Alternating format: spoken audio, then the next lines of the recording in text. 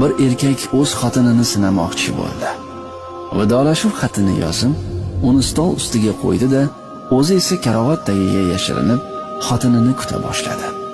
U qilayotgan ishi bolalarga xos bo'lishiga qaramay, uning xotini nima qilishini bilmoqchi edi. Erkak xotinining yig'lashi va dugonalarga xafa bo'lib qo'ng'iroq qilishini kutgan edi. Ammo bunday natijani hech ham kutmagandi. U dahshatli hayrat holatiga tushib qoldi. Va nihoyat xotini ishdan keldi va xatni o'qidi. So'ng ruchkani oldi-da, eri yozgan xat pastiga nimalarnidir yozdi. Keyin esa sho'x qo'shildi xirgoyi qilib raqsga tushdi. Eri kutgan g'amginlik va yig'idan asar ham yo'q edi. U ko'proq baxtli insonga o'xshardi. Eri bu hodisadan hayratga tushdi.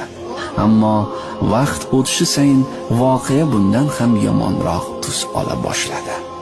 Ayol telefonni qo'liga oldi-da, raqamlarini tera boshladi. Eri esa u kim bilan gapirayotganini diqqat bilan eshitar edi. "Salom azizim. Men tayyorman va senikiga yo'l olyapman."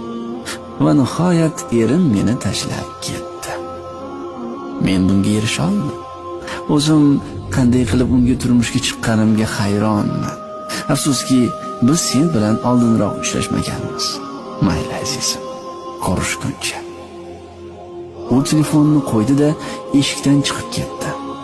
Erkak "Xotinim ketib qoldi" deb xafa bo'ldi. Ko'z yoshlariga to'la ko'zlari bilan karavotning tagidan chiqdi va xotini xatga nima yozib ketganini o'qiy boshladi. Karavot ostidan oyoqlaringiz ko'rinib turibdi. Men do'konga nonga chiqib ketyapman. Sinash emas, shunchaki ishonish kerak deb qoluvchi sizning jufti halolingiz.